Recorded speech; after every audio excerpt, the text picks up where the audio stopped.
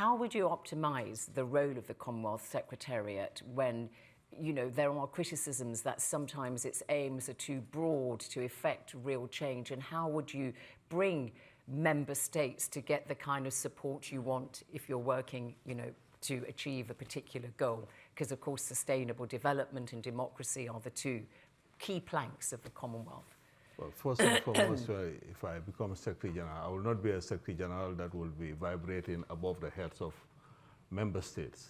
And I will work closely with the Board of Governors because it's the Commonwealth of Nations and we all have our ideas. The first thing to do is to take stock of the situation, do a SWOT analysis and see how best we can make the organization a relevant one, a force for good, a network where we can leverage on the opportunities in the Commonwealth. All right, Joshua?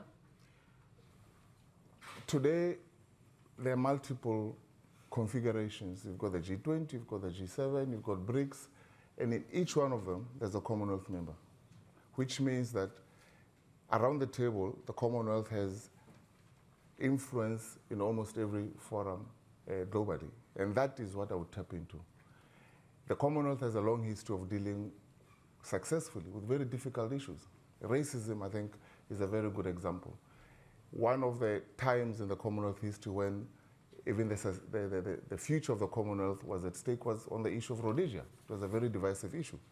But the Commonwealth was able to prevail and was able to enforce and ensure that multi-party democracy came into face. So I do not worry too much about what the diversity means. I think the diversity is actually that strength. And that is what a Secretary General one has to tap into, because you literally have a voice in every forum on this planet.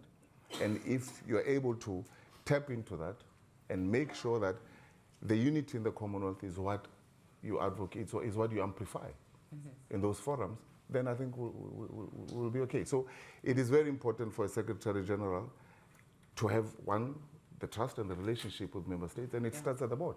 Okay. Shirley? Thank you very much. Just to say that the Secretariat is not a big organization, and therefore it necessarily has to work hand in hand with the Commonwealth of Learning, the Foundation, the CPA, and other affiliated organizations.